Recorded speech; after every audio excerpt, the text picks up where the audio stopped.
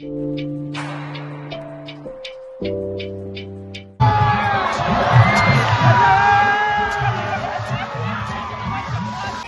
रंगपंचमी आणि धुळवड म्हणजे सर्वांच्या जीवनातला आनंदाचा सण असतो आणि दरवर्षीप्रमाणे यंदा सुद्धा भोई प्रतिष्ठानच्या वतीनं रंगपंच कार्यक्रमाचं आयोजन करण्यात आलेलं आहे आणि माझ्या मागे जर आपण पाहिलं तर इथे मोठ्या संख्येने हे सगळे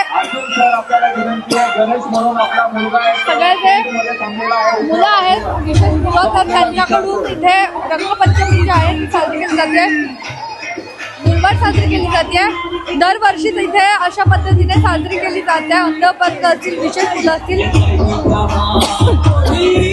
यांच्याकडून ही धुळवड साजरी केली जाते।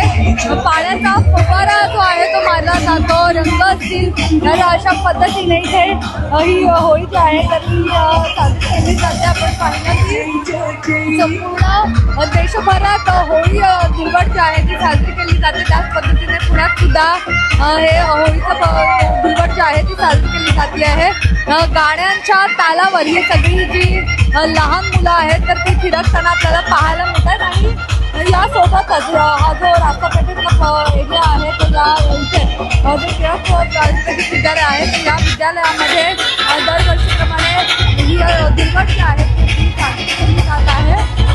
पण फक्त या महोत्सवामध्ये HYV बातमी अपंग असतील अंध हे सगळेच मोठ्या मध्ये साजरे करतात आणि ढोल ताशा असेल, संगीत असेल याच्या माध्यमातून त्या मुलांकडून रंगाची उधळण केली जाते।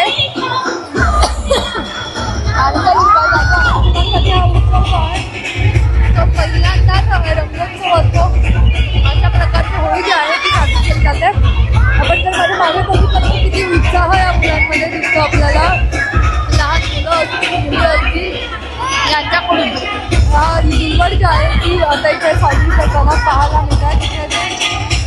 मिनी होळी आहेत संस्थापक, त्यांच्याकडून या धुळवडीचं आयोजन जे आहे ते दरवर्षी केलं जातं आणि त्याच पद्धतीने आज सुद्धा या धुळवडीचं आयोजन करण्यात आलेलं आहे आणि मोठ्या उत्साहामध्ये धुळवड जी आहे ती साजरी होत असताना पाहायला मिळते। हजारो मुलं या धुळवडीला सहभाग घेतात आणि यामुळे ही होळी जी आहे तर ती विशेष म्हणली जाते कारण की वेगवेगळ्या यांच्याकडून ही होळी जी आहे तर ती या मुलांकडून साजरी केली जाते आणि तशाच पद्धतीचा आनंद तो या सगळ्या परिसरामध्ये आपल्याला आता पाहायला मिळतो। हा सगळा आनंदोत्सव जो आहे तो या संपूर्ण परिसरामध्ये आपल्याला पाहायला मिळतो।